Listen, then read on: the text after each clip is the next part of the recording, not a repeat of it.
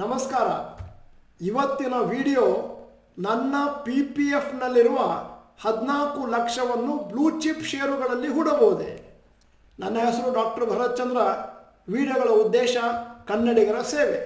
ನಿಮ್ಮ ಮುಂದೆ ಇಡೀ ಪ್ರಶ್ನೆ ನೀಡ್ತಾ ಇದ್ದೇವೆ. ಹಲೋ ಸರ್, ನನ್ನ ವಯಸ್ಸು 53, ಡಿಸೆಂಬರ್ 2022 ಬ್ಯಾಚು. ನಾನು ಒಬ್ಬ ಕಂಪನಿ ಎಂಪ್ಲಾಯಿ. ನನ್ನ ಹತ್ರ PPFನಲ್ಲಿ 14 ಲಕ್ಷ ಇದೆ. ಅದನ್ನು ಬ್ಲೂ ಚಿಪ್ ಕಂಪನಿಗಳಲ್ಲಿ ನಾನು ಹೂಡಬಹುದೇ?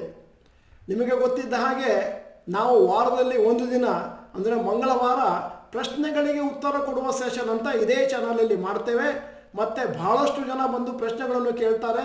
ಎಲ್ಲದಕ್ಕೂ ಅರ್ಧ ಗಂಟೆ ಅವಧಿಯಲ್ಲಿ ಉತ್ತರವನ್ನು ಕೊಡಲಿಕ್ಕೆ ಆಗದೇ ಇರುವುದರಿಂದ ಅಲ್ಲಿ ಉಳಿದಂತಹ ಪ್ರಶ್ನೆಗಳನ್ನು ಅವುಗಳಲ್ಲಿ ಒಳ್ಳೆಯದನ್ನು ಆರಿಸ್ಕೊಂಡು ಇಲ್ಲಿ ಭಾನುವಾರ ಸಾಯಂಕಾಲ ಪ್ರಶ್ನೆಗಳಿಗೆ ಉತ್ತರ ಕೊಡ್ತಾ ಇದ್ದೇವೆ. ಈಗ ಈ ಪ್ರಶ್ನೆಗೆ ಉತ್ತರ ಹೀಗಿದೆ. ನೀವು ಷೇರು ಮಾರುಕಟ್ಟೆ ಕಾರ್ಯಕ್ರಮನ ಈಗಷ್ಟೇ ಪ್ರಾರಂಭ ಮಾಡಿದ್ದೀರಿ. ಮತ್ತು ಇನ್ನು ಮುಂದಿನ ದಿನಗಳಲ್ಲಿ ನಿಮಗೆ ಒಳ್ಳೆ ನಾಲೆಜ್ ಬರುತ್ತೆ ಮತ್ತು ಗೈಡ್ಲೈನ್ಸ್ ಕೂಡ ಬರುತ್ತೆ. ಮತ್ತು ಲಾಂಗ್ ಟರ್ಮ್ನಲ್ಲಿ ಶಾರ್ಟ್ ಟರ್ಮಲ್ಲಿ ಹೇಗೆ ಹಣ ಮಾಡೋದು, ಪ್ರಾಫಿಟ್ ಮಾಡೋದು ತಿಳ್ಕೊಳ್ತೀರಿ.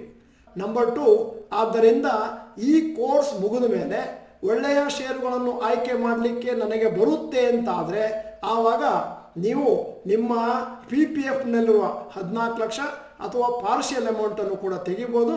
ತೆಗೆದುಬಿಟ್ಟು 60ರಿಂದ 62 ವರ್ಷದವರೆಗೂ ಅದನ್ನು ನೀವು ಷೇರು ಮಾರುಕಟ್ಟೆಯಲ್ಲಿ ಬ್ಲೂ ಚಿಪ್ನಲ್ಲಿ ಇನ್ವೆಸ್ಟ್ ಮಾಡಿದ್ರೆ PPFನಲ್ಲಿ ಬರೋದಕ್ಕಿಂತ ಸ್ವಲ್ಪ ಜಾಸ್ತಿನೇ ಬರುತ್ತೆ.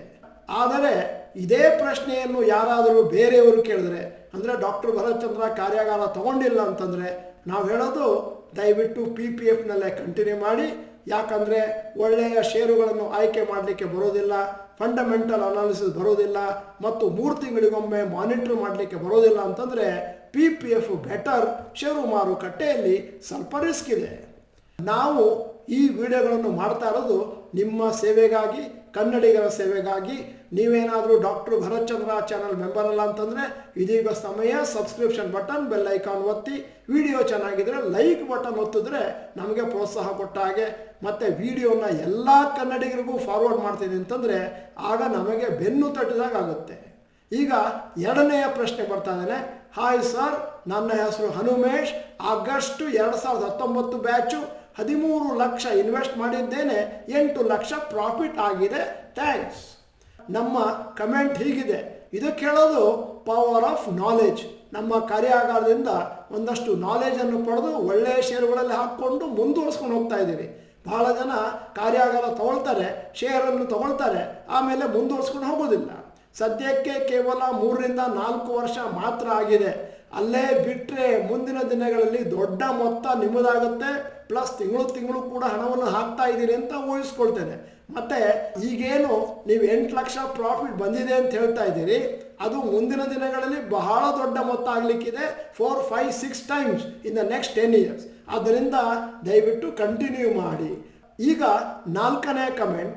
ಈ ಥರ ನಿಮಗೆ ಅದೇನು ಎಕ್ಸ್ಟ್ರಾ ದುಡ್ಡು ಬರ್ತಾ ಇದೆ, ಇದಕ್ಕೆ ನಾವು ಪ್ಯಾಸಿವ್ ಇನ್ಕಮ್ ಅಂತ ಹೇಳೋದು.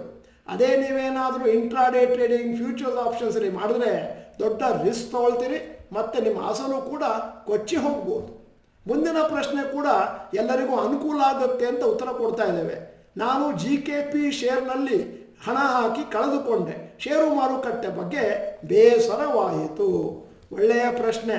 ನೀವು ಈ GKP ಶೇರು ಅಂತ ಹೇಳುವವರೆಗೆ ನಾವು ಅದರ ಬಗ್ಗೆ ಇನ್ನೂವರೆಗೆ ಕೇಳೇ ಇರಲಿಲ್ಲ. ಯಾಕಂದರೆ ಬಾಂಬೆ ಸ್ಟಾಕ್ ಎಕ್ಸ್ಚೇಂಜಲ್ಲಿ ಅಂದಾಜು 5,500 ಶೇರ್ಸ್ ಇದ್ದಾವೆ.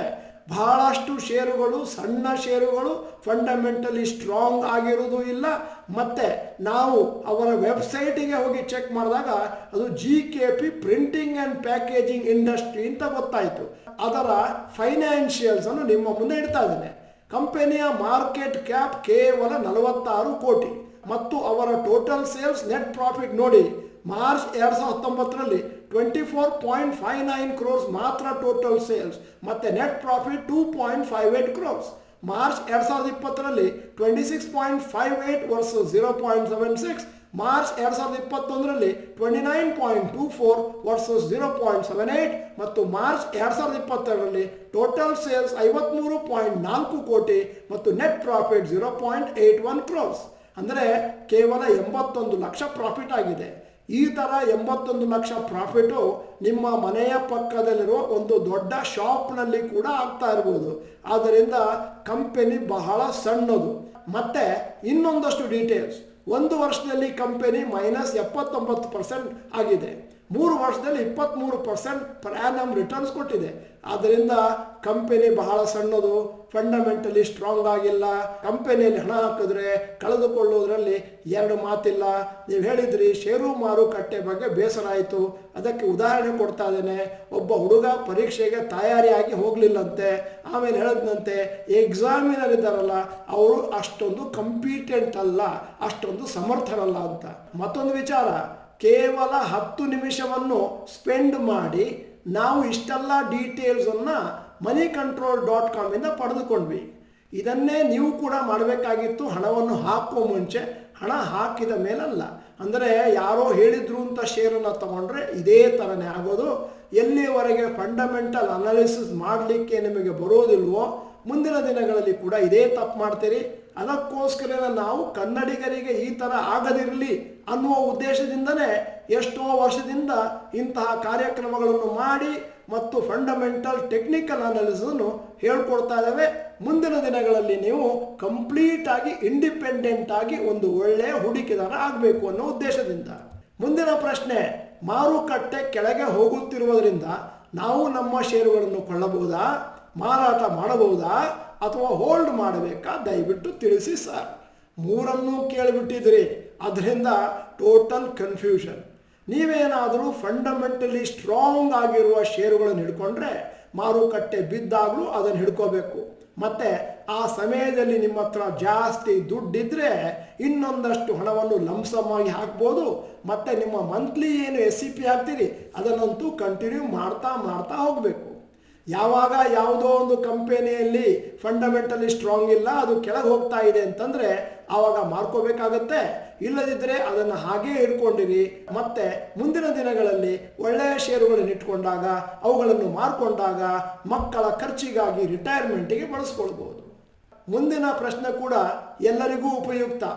I am investing in stock market since January 2022 but still I am in losses, what to do?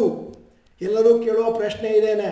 ನಾವು 2022 ಡಲ್ ಇಯರ್ ಅಂತ ಹೇಳಿದ್ದೇವೆ ಮತ್ತು 2020-21 ಕಂಪೇರ್ ಮಾಡಿದ್ರೆ 2022ರಲ್ಲಿ ಏನೂ ಲಾಭ ಆಗಿಲ್ಲ. ಅಂದರೆ ಇದೀಗ ಕೊಳ್ಳುವ ಸಮಯ ಮತ್ತು ಕಂಟಿನ್ಯೂಯಸ್ ಆಗಿ ಕೊಳ್ಳುವ ಸಮಯ. ನೀವೇನಾದರೂ ನಿಮ್ಮ ಪೋರ್ಟ್ಫೋಲಿಯೋದಲ್ಲಿ 10%ಗಿಂತ ಜಾಸ್ತಿ ಲಾಸ್ ಆಗಿದೆ ಅಂತ ಕಂಡು ಬಂದರೆ ಆವಾಗ ಯೋಚನೆ ಮಾಡಬೇಕು, ನಿಮ್ಮ ಹೂಡಿಕೆ ಸರಿಯಾಗಿ ಮಾಡಿಲ್ಲ. ಆದ್ದರಿಂದ ನೀವೇನಾದರೂ ರಾಂಗ್ ಶೇರ್ಸನ್ನು ತೊಗೊಂಡಿರ್ಬೋದು ಅಥವಾ ಮಿಸ್ಟೇಕ್ ಮಾಡಿರ್ಬೋದು ಅಂತಲೂ ನಾನು ಊಹಿಸ್ಕೊಳ್ತಾ ಇದ್ದೇನೆ.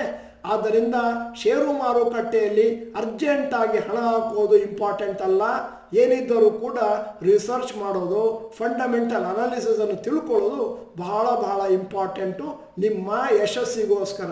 ಷೇರು ಮಾರುಕಟ್ಟೆಯಲ್ಲಿ ದೀರ್ಘ ಅವಧಿಗೆ ಹಣವನ್ನು ಹಾಕ್ತೇನೆ ಮತ್ತೆ ಇಟ್ಕೊಳ್ತೇನೆ ಅಂತಂದರೂ ಕೂಡ ಒಳ್ಳೆಯ ಷೇರುಗಳಲ್ಲಿ ಹಣವನ್ನು ಹಾಕಲಿಲ್ಲ ಅಂತಂದರೆ ಲಾಭ ಆಗೋದು ಕಷ್ಟ. ಈಗ ಇವತ್ತಿನ ಈ ವಿಡಿಯೋದ ಕೊನೆಯ ಪ್ರಶ್ನೆಗೆ ಬರ್ತಾ ಇದ್ದೇವೆ. Hi, I am October 2022 batch. Now recession is coming. I have loan of 5 lakhs. I have 1 lakh with me right now. Shall I repay 1 lakh of loan or shall I invest in stock market? ಒಳ್ಳೆಯ ಪ್ರಶ್ನೆ. Suppose ನೀವು ತೆಗೆದುಕೊಂಡಂಥ loan personal loan ಅಥವಾ ಈ ಥರ ಯಾವುದಾದ್ರೂ loan ಆಗಿದ್ದು ಅದಕ್ಕೆ 14-18% ಅಥವಾ ಅದಕ್ಕಿಂತ ಜಾಸ್ತಿ ಇಂಟ್ರೆಸ್ಟನ್ನು ಕೊಡ್ತಾ ಇದ್ದೀರಿ ಅಂತಂದರೆ ಈಗಲೇ ನಿಮ್ಮ ಲೋನನ್ನು ರೀಪೇ ಮಾಡೋದು ಒಳ್ಳೆಯದು. ಅಕಸ್ಮಾತ್ ನಿಮ್ಮ ಹತ್ರ ಇರುವಂಥ ಲೋನು ಹೋಮ್ ಲೋನ್ ಅಂತ ಆಗಿ ಅದೇನಾದರೂ 8-9% ಕೂತಿದೆ, ಅದಕ್ಕೆ ನಿಮಗೆ ಇನ್ಕಮ್ ಟ್ಯಾಕ್ಸ್ ಬೆನಿಫಿಟ್ ಬೇರೆ ಸಿಗ್ತಾ ಇದೆ ಅಂತಂದರೆ ನಮ್ಮ ಸಲಹೆ EMI ಅನ್ನು ಯಾವ ಥರ ಇದೆ ಅದೇ ಥರ ಕಂಟಿನ್ಯೂ ಮಾಡ್ಕೊಂಡು ಹೋಗಿ ಮತ್ತು ಅರ್ಜೆಂಟಾಗಿ ಏನು ಪೇ ಮಾಡುವಂಥ ನೆಸೆಸಿಟಿ ಇಲ್ಲ.